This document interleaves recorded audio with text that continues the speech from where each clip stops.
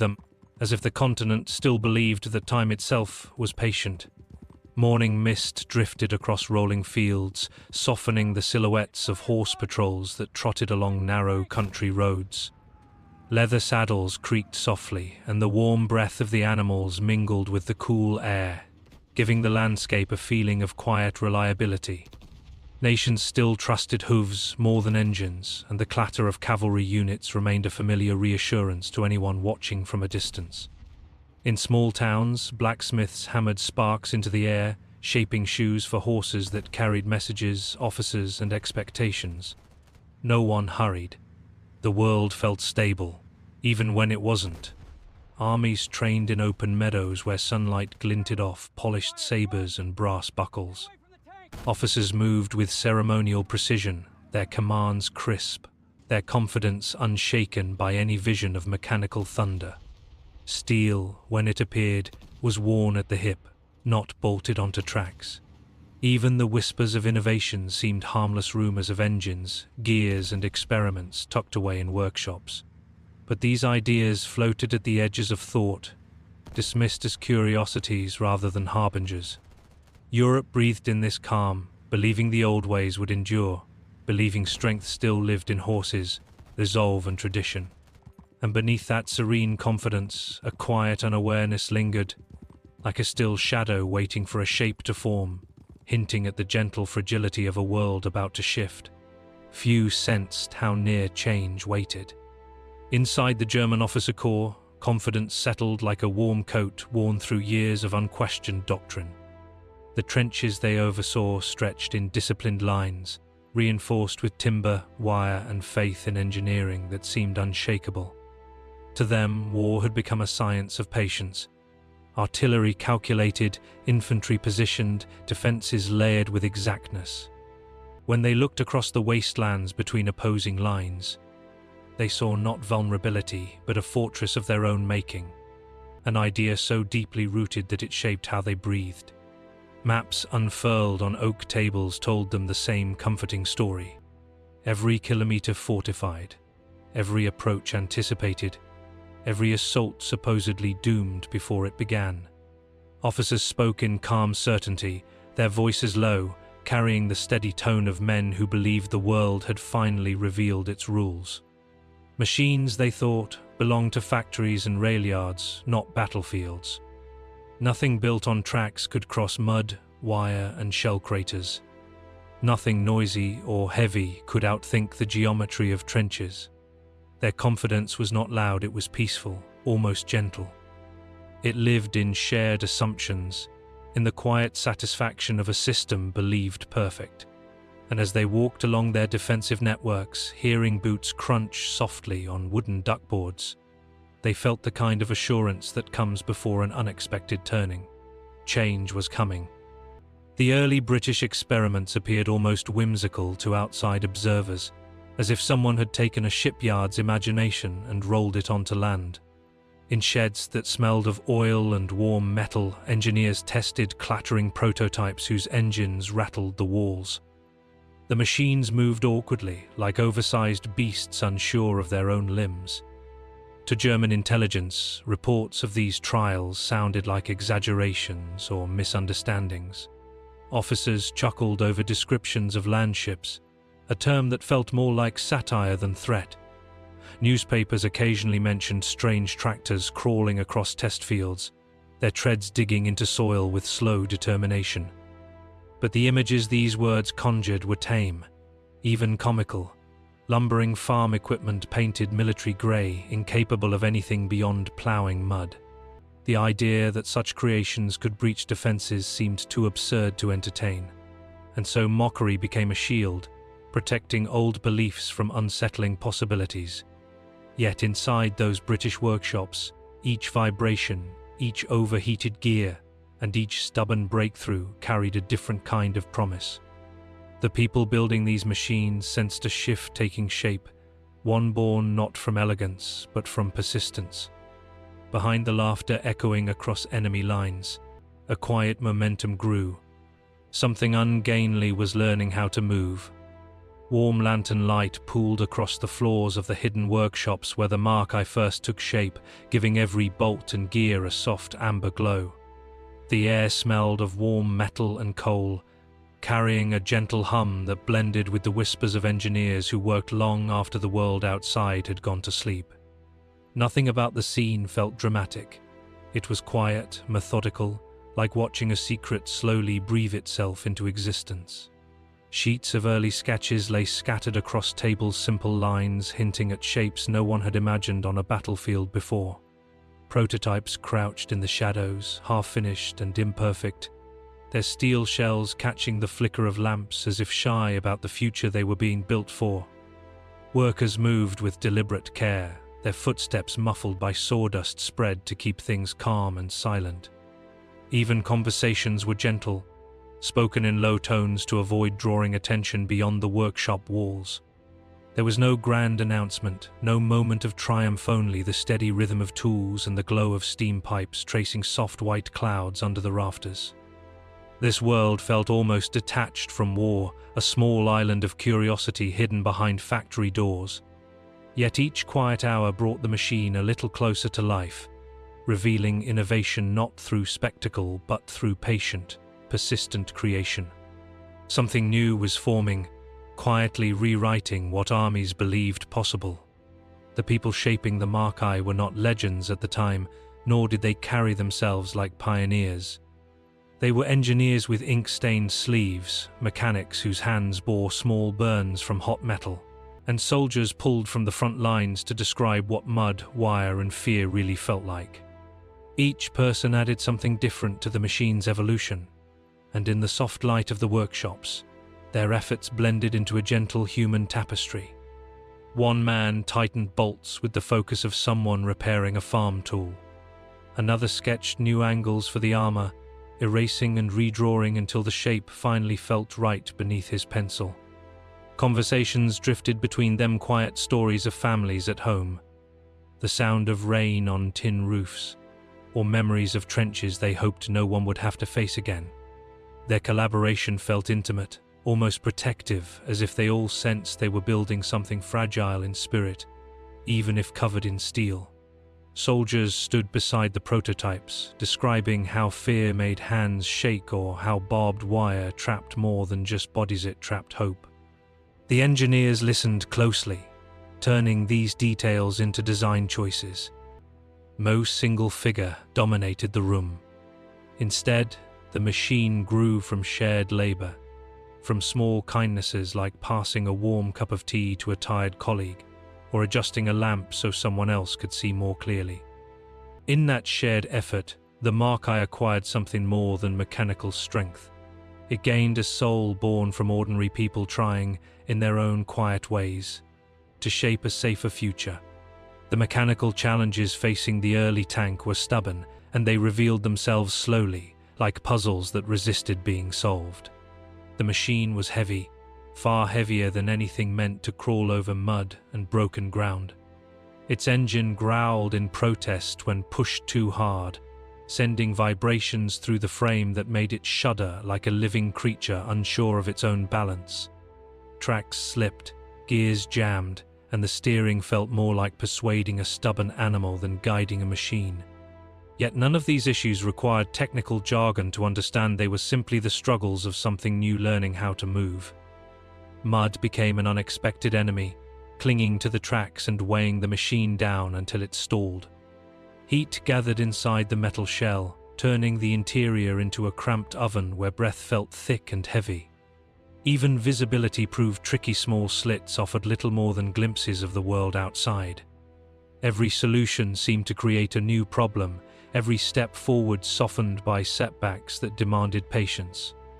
Still, each difficulty brought the engineers closer to understanding the machine's needs. They tightened, reinforced, experimented, and tried again. And as the Mark slowly found its footing, the anticipation surrounding its first true test began to rise, quiet but steady, like the tightening of a distant drumbeat. The Somme greeted each morning with a weary stillness, as though the land itself had grown tired of holding so much suffering. Fog clung low over the shattered earth, softening the outlines of craters and broken trees until everything looked blurred, as if seen through half-closed eyes. The mud had a weight to it, thick and cold, pulling at boots with every step. Soldiers moved slowly across duckboards slick with moisture, their coats heavier with damp, their thoughts heavier still. The sounds were muted distant shell rumbles, a murmur of voices, the faint drip of water sliding down trench walls. Nothing felt sharp or sudden. Even fear had worn itself into something dull, like a stone smoothed by endless rain. Men leaned against sandbags, sipping weak tea that cooled too quickly in the chill air. Their faces held the exhaustion of weeks that felt like years, marked by sleepless nights and long watches spent staring into grey unknowns. The trench smelled of earth, sweat, and the faint metallic tang of spent cartridges buried in the mud. Yet, beneath all this heaviness, something quieter lived, a subtle patience, the knowledge that each dawn might bring change, though no one knew what form it would take. And as the fog thickened around them, the Somme seemed to wait too, holding its breath with the men who stood upon it, sensing the arrival of something still unseen but slowly approaching. The first hints of the tank's presence reached the British trenches not with drama, but with a rumble low, steady and unfamiliar. Soldiers paused mid-sentence, glancing toward the sound with puzzled expressions. It was not artillery, not thunder, and not any machine they knew. When the shape finally emerged from the fog, it moved like a metal animal testing the ground, its treads pressing deep into the mud. The men stared, torn between awe and uncertainty, their breath visible in the cold air as they tried to make sense of it. Some whispered that it looked like a shed set loose from a farm. Others compared it to a mechanical beast, but most simply watched in silence. The tank was both unsettling and strangely comforting, a new presence that seemed to belong nowhere and everywhere at once. Its engine growled softly, a heartbeat wrapped in steel, and the sound vibrated through the planks beneath their feet. A few soldiers reached out to touch the armor, their fingertips brushing against cold metal that felt solid in a way nothing else on the Somme did.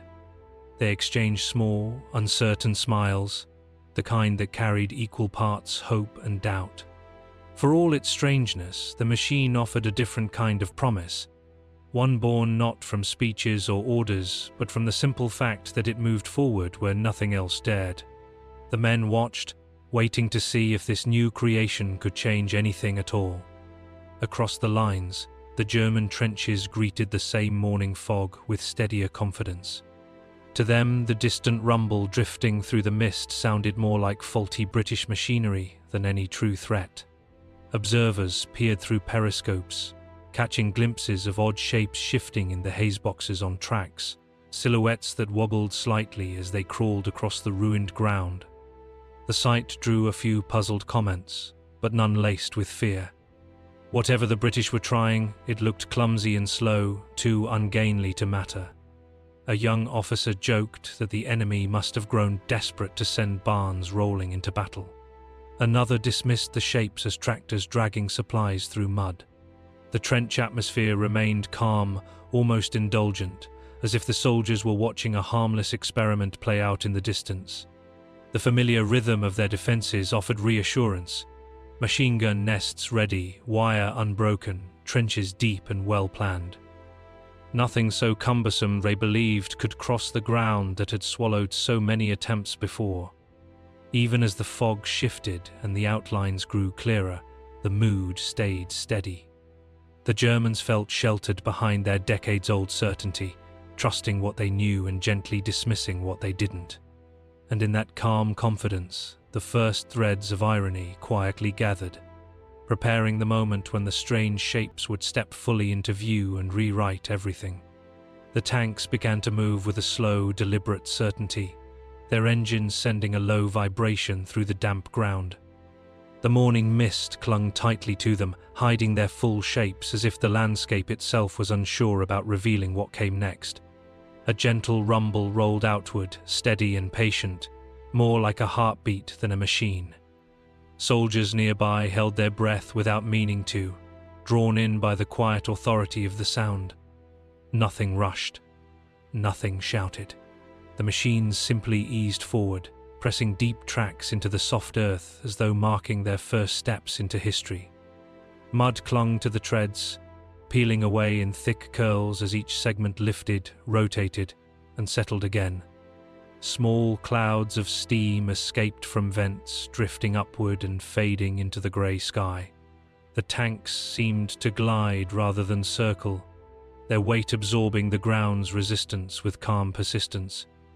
Inside, the crews felt the motion as a gentle sway, a slow rocking that made the interior feel like the cabin of a ship drifting through fog. Ahead of them, the battlefield stretched silent and pale, offering no sign of what waited beyond the murk. Yet the movement continued, steady as breath. The tanks advanced not like weapons unleashed, but like something inevitable unfolding at its own chosen path, an awakening that carried the quiet promise that the stillness of the Somme was about to change, even if the world had not realized it yet. Across the lines, German officers noticed the movement first as a faint shimmer in the mist, followed by a sound they could not quite place. A few leaned forward, squinting through periscopes, expecting perhaps a faulty British supply cart struggling through mud. When the shapes finally became clearer, a ripple of laughter spread among them, soft, dismissive, almost indulgent. The silhouettes looked absurd, like barns mounted on tractor wheels, wobbling toward the front in strange, lumbering motions.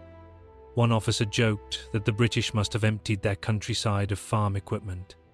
Another remarked that whatever those boxes were, they would sink long before reaching the wire. Their voices carried a relaxed confidence, the kind that came from believing the battlefield obeyed rules too old and too familiar to be easily challenged. The machine gun crews looked over as well, smirking at the oddity of the scene, already imagining how quickly they would tear these contraptions apart. The fog shifted, giving a slightly clearer outline, but the mood did not change. The tanks appeared too slow, too heavy, too clumsy to matter. Even as the rumble grew louder, no alarm stirred in the trenches. The officers stood calmly, wrapped in the comfort of their expectations, convinced they were witnessing yet another British miscalculation rather than the beginning of something new. The first bullets struck the tanks with sharp, metallic snaps, but instead of stopping, the machines pressed forward, shaking off the impacts like rain. The laughter in the German trenches softened, then faded entirely as the silhouettes grew larger and more defined. What had seemed clumsy now carried a focused momentum, pushing through mud with a determination the men had not anticipated. Wire that normally trapped entire battalions snapped and curled beneath the treads as though it were no stronger than brittle twine. Machine gun fire intensified, tracing bright lines through the fog, yet the tanks did not falter. They climbed over craters, slid down their far sides, and continued moving with an unsettling steadiness. German soldiers watched as one of the machines reached the first trench line, its bulk rising above them like a steel wall. The ground trembled as it dropped into the trench, crushing timber and sandbags with a deep, resonant thud. Men scrambled back, suddenly aware that their rifles and emplacements meant nothing against this new intruder. A quiet fear replaced the earlier amusement, a slow, dawning understanding that something fundamental had shifted. The battlefield that had obeyed their defenses for so long was no longer predictable. As the tanks crawled deeper into the trench network, steel grinding against earth, the Germans realized they were witnessing the moment an old era cracked open, giving way to a future they had never imagined. In the days that followed the first tank attacks, German reports began to shift in tone. What had once been described with amusement now appeared in dispatches as something far more unsettling. Officers wrote of moving fortresses that crawled across the battlefield with a slow, almost unstoppable intent. The words carried a reluctant respect, as though the writers were trying to understand a creature born from another world. Observers noted how rifle fire slid harmlessly from the armor, how machine gun nests fell silent under the weight of these advancing shapes, and how trenches once considered inviolable now felt suddenly fragile.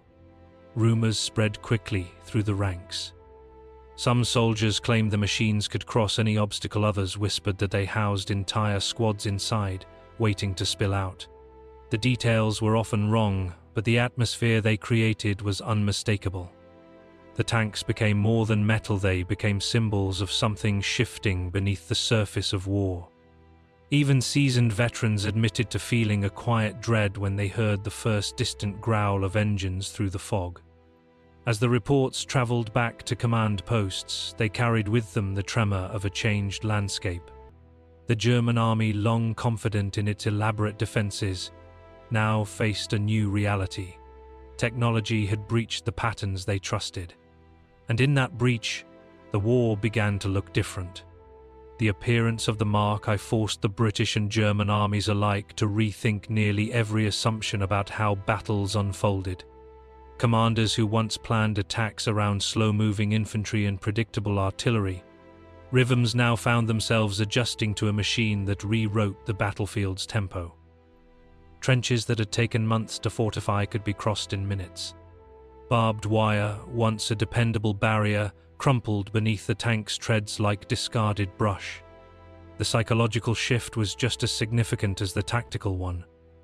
British troops felt a cautious swell of confidence, sensing that they possessed a new advantage, one not born from numbers or luck, but from invention.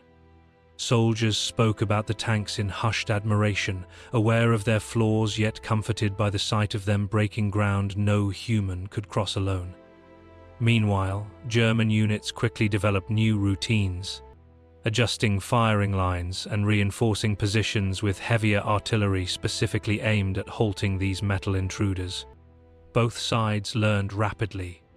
Scouts were instructed to identify tank routes, sappers devised traps, and officers studied the machine's behavior like naturalists observing an unfamiliar species. The battlefield transformed from predictable lines into a contest of adaptation. And with each encounter, the tank carved itself deeper into the war's evolving shape, becoming not just a weapon, but a new idea forcing every soldier to think differently. When the dust settled after those first chaotic battles, the human reactions on both sides revealed a quieter truth behind the machinery, and the shifting tactics were tired men trying to make sense of what they had witnessed. British crews climbed out of their tanks drenched in sweat, their ears ringing from hours spent in cramped, overheated interiors. Many staggered into the open air with relief, feeling cold wind on their faces for the first time since the hatch had closed. Their triumph was muted, softened by the knowledge of what the machines had crushed through.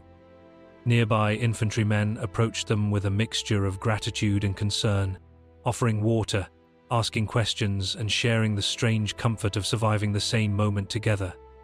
The tanks had protected them, but they had also exposed them to sights no one expected: a battlefield reshaped by metal. Across the lines, German soldiers tended to their wounded with the same weary compassion found in every army.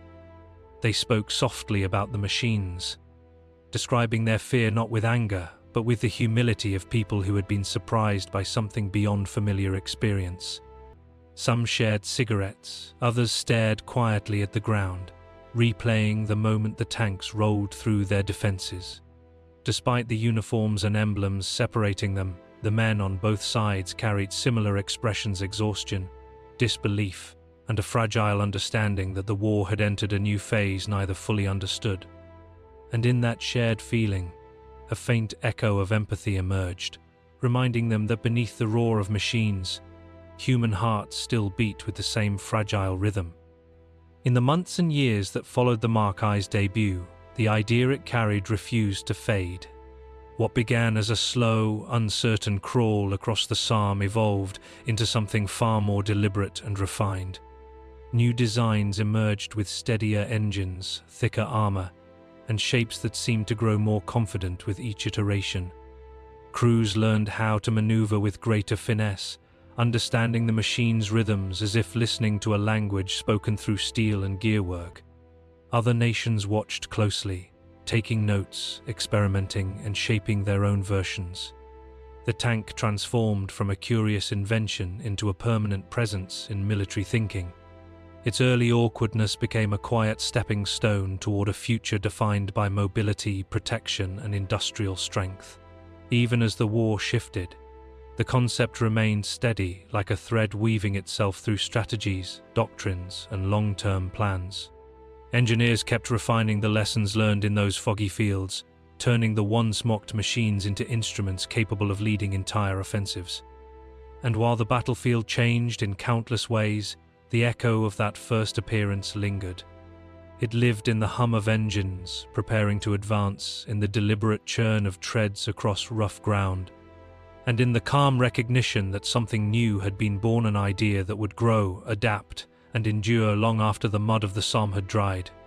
For the German officers who had once laughed at the sight of the early tanks, memory brought a quieter, more reflective tone. With the war behind them, many recalled those first encounters not with bitterness, but with a humbled respect for how quickly certainty can dissolve. They remembered the morning mist, the strange rumble they could not identify, and the silhouettes that seemed too ungainly to matter.